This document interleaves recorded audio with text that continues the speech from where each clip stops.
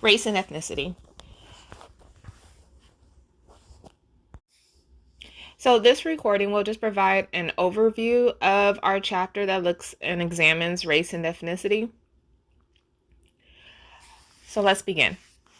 Race and ethnicity have shaped intergroup relations in the U.S. since before the country was even formally established. Sociologists study issues of race and ethnicity over time and across cultures. So to be clear, let's define race, right? Race describes biological differences that are defined as socially significant and are presumed to divide the population into genetically distinct subgroups. Ethnicity describes the cultural differences between humans that are defined as socially significant and are presumed to separate the population into socially distinct subgroups, right? So when we think about race, race is really based upon phenotypical differences, right? The way that we present differently on a color spectrum, right? We're judged or categorized based upon the color of our skin, in very simplistic terms, right? And so identifying or recognizing someone based upon their phenotype, their skin tone, right, isn't problematic. What's problematic is how we then assign value or work to devalue these groups based upon, right, something as simple as complexion of skin. Where we come in as human beings is that as social actors, then we assign, right? We allow kind of the symbols, the skin tone, right, then becomes a symbol of worth, right? We might then assign certain values or judgments on one another or on different groups of people simply based upon these differences.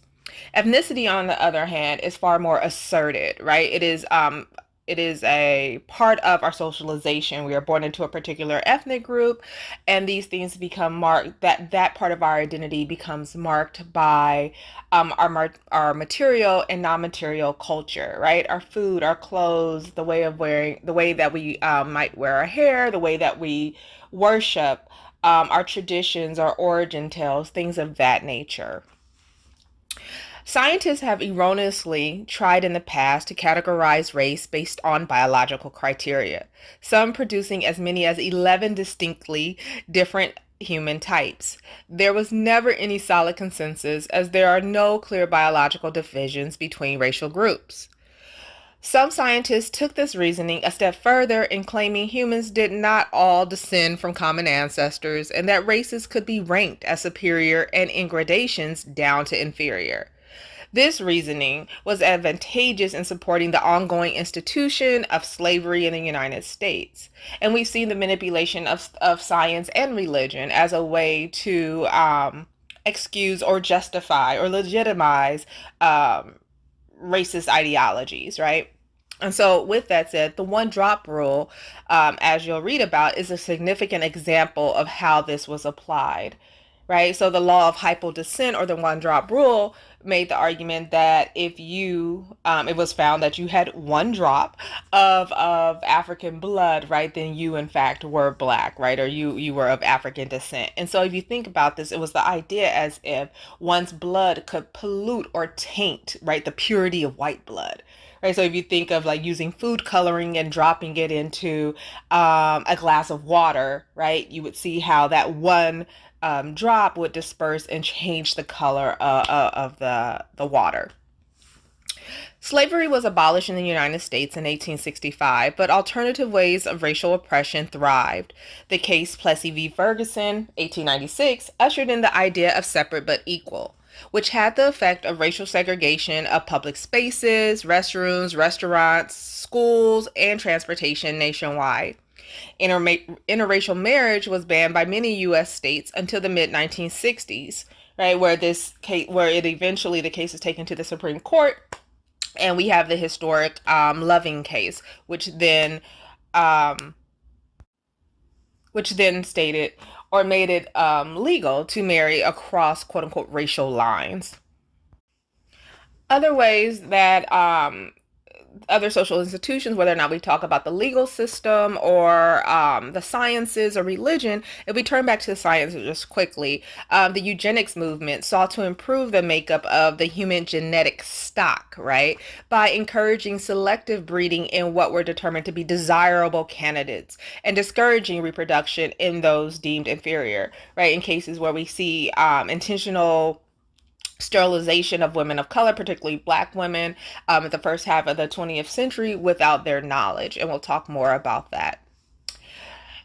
Hitler's extreme views on race during World War II led many in the United States to reevaluate long-held assumptions about race and ethnicity. Since then, a focus has been on trying to quantify, right, all of the different types of ethnic groups comprising humanity. The racial categories we typically take for granted grow out of social cultural traditions and historical experiences that are specific to various groups. The social construction of race, as we've talked about when we examine the social construction of gender, right, highlights the fact that we as social actors kind of create the rules, right, to this game of life. And if we can create rules that are damaging, right, to the masses, then we also yield and hold the power to undo that kind of work, right, to change the rules of the game. And so with that said, the social construction of race refers to the process by which people come to define a group as a race, based in part on physical characteristics, but also on historical, cultural, and economic factors. Race is often used to justify unequal access to economic, social, and cultural resources. Often this is done through the use of stereotypes, which are unreliable generalizations about all members of a group that do not recognize individual differences within that group. In the 2010 census, more than 9 million people in the United States reported that they were of two or more races, highlighting the flaws in our traditional ideas of distinct racial categories.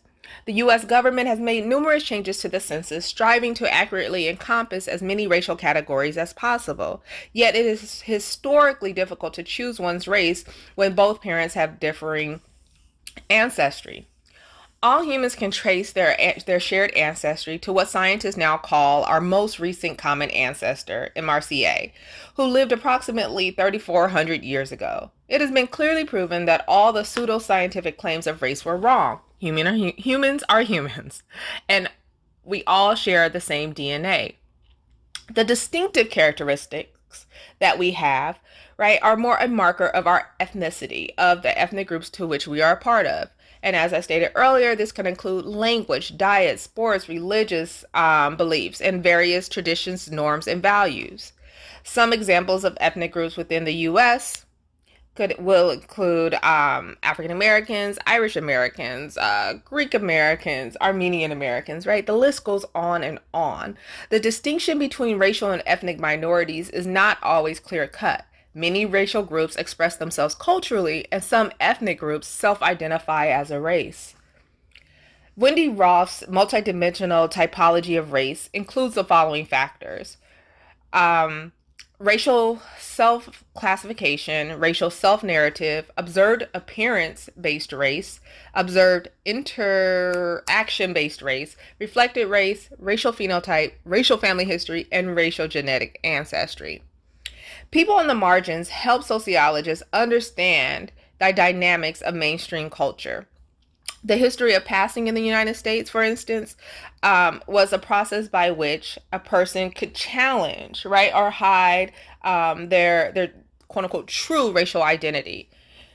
So the history of passing in the U.S. for a race or ethnicity defies one's perceived race or ethnicity. And oftentimes individuals would work in the case of African Americans or those of Jewish ancestry if they were able to present, right, as WASP, as white Anglo-Saxon Protestants, then in fact they would. And not always, but oftentimes they may make the choice to do that in order to experience and improve social economic status, if you will, right? To escape oppression, discrimination, or racism. If they were able to pass for white, then some individuals would choose to do so.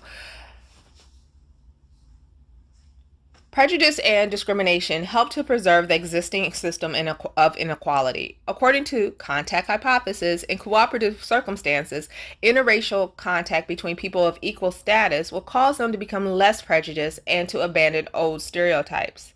A way for various organizations to reduce intergroup conflict in terms of race is to initiate some form of affirmative action, which is active recruitment of minority group members for jobs, promotions, and educational potential. Affirmative action programs have been instituted to overcome past discrimination by actively recruiting minority group members for jobs, promotions, and educational activities, right? In an effort to address systemic racism and the limit, which then put limits on the opportunities afforded to people within these groups.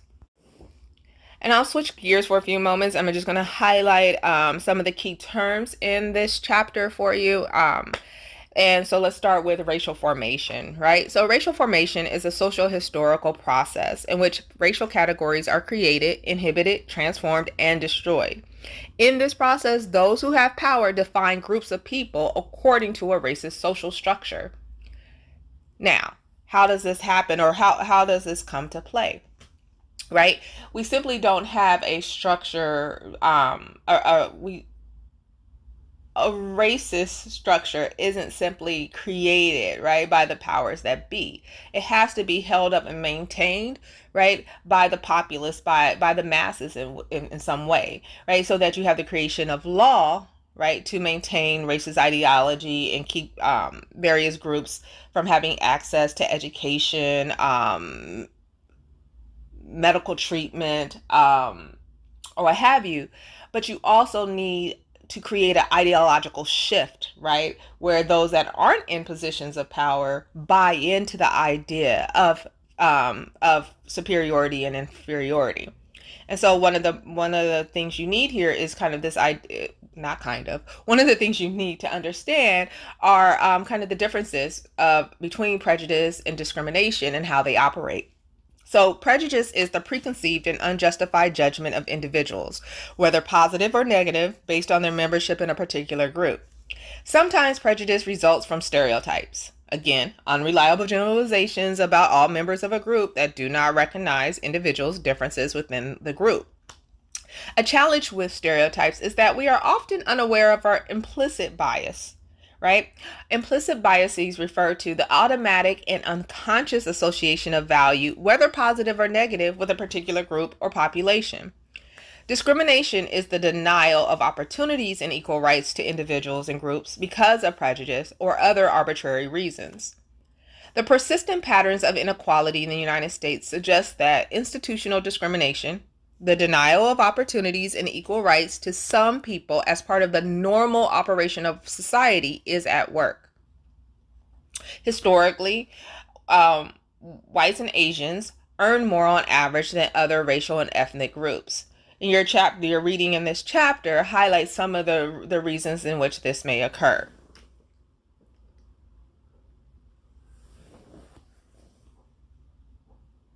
Racism. Racism is the belief that one race is supreme and all others are innately inferior. It is one important and widespread ideology that reinforces prejudice. Some sociologists suggest that this idea of colorblind racism, which uses the principle of race neutrality to perpetuate a racially unequal status quo, is at work in the United States, meaning that the commitment to the concept of equality actually serves to perpetuate inequality. Right? So if we say, oh, I don't see color, all I see is the person, that in some ways then we are working to erase or ignore, right, the complex identities that we all possess. And even if unconsciously are ignoring these identity markers, then we also then set ourselves up to ignore, right, or be blind to systemic injustices.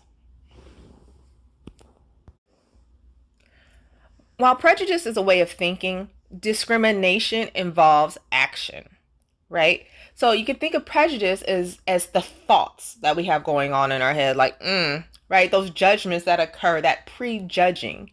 Discrimination is when we let that prejudging, those oftentimes ill-informed or misinformed thoughts that'll cause us to prejudge others before we actually know them based upon usually stereotypes.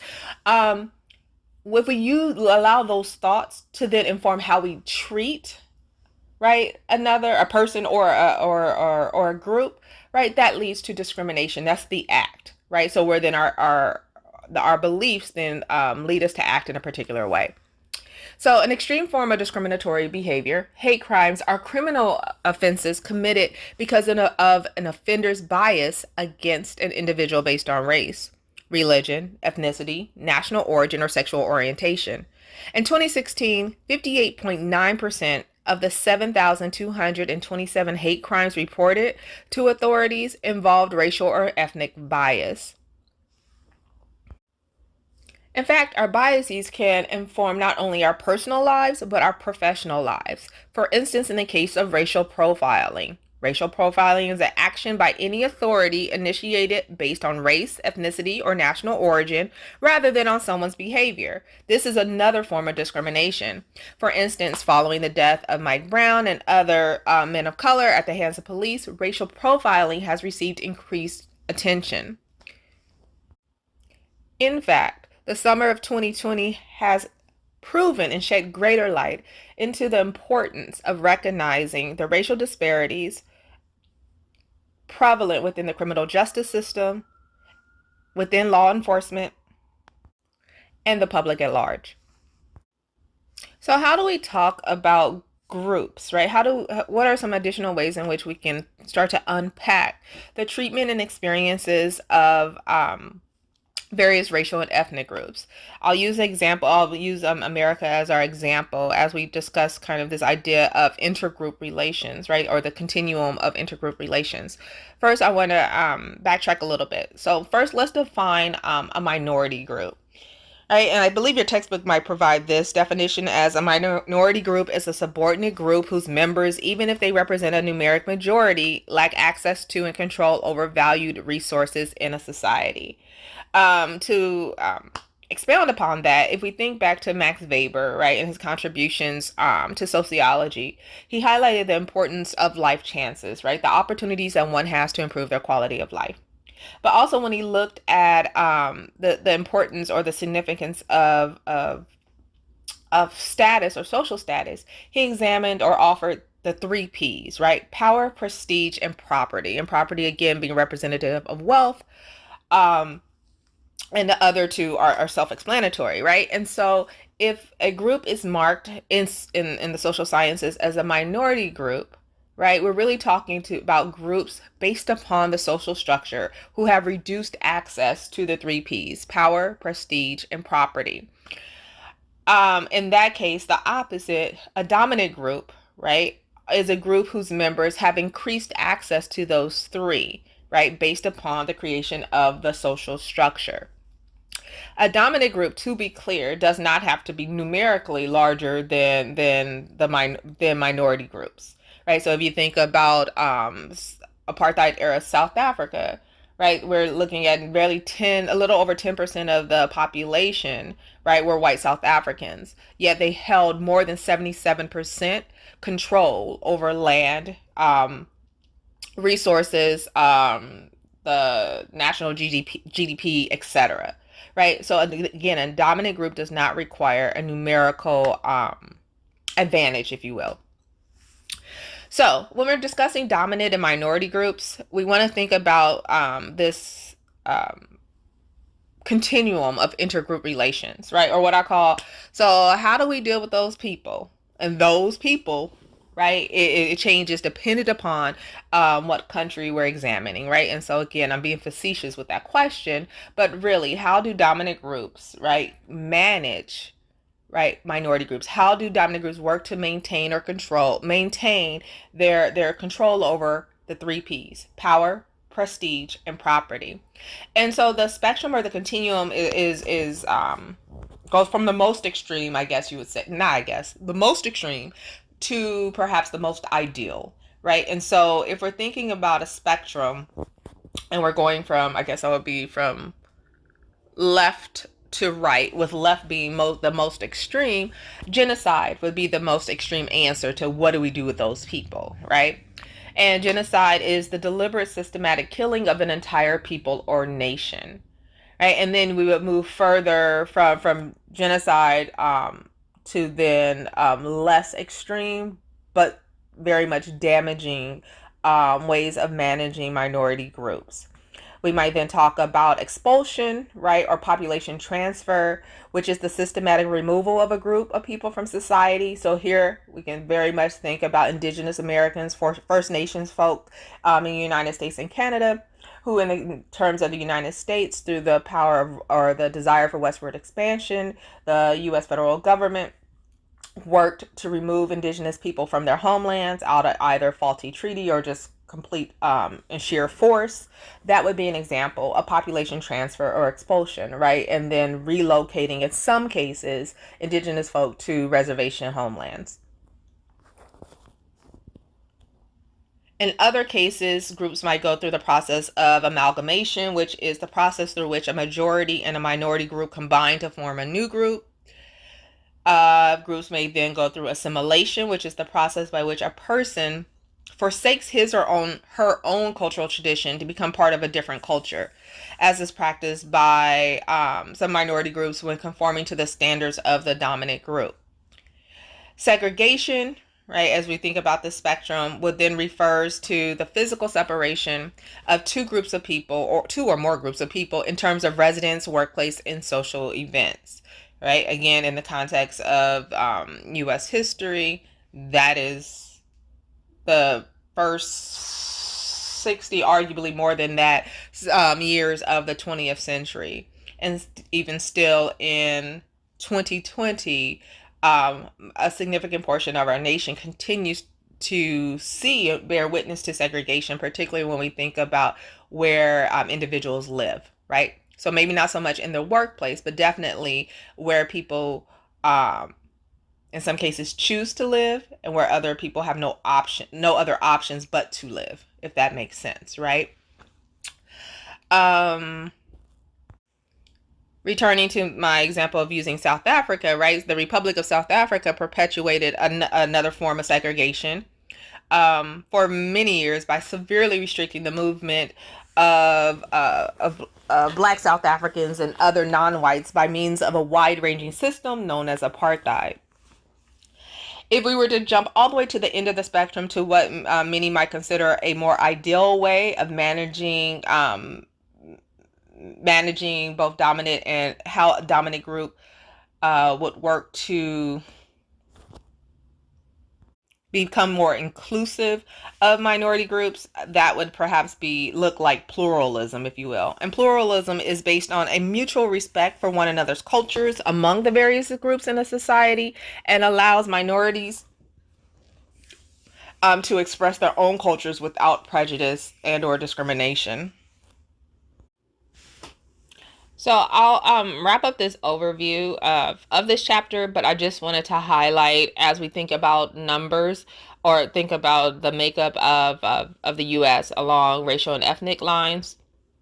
The dominant group in the U.S. would be white Americans, representing about 66% of the U.S. population, then followed by the Latinx population, or some of the data still uses the term Hispanic, and that would represent the largest minority group in the U.S., right? Number coming in at, I think at this point, about 15 to 16% of the population, with Mexican Americans being the largest within that particular group, followed by African Americans, who are about 13.1% of the U.S. population. And then we see a dramatic jump downward jump to Asian Americans, who number in around 4% of the population, and then Indigenous Americans with a little over 1%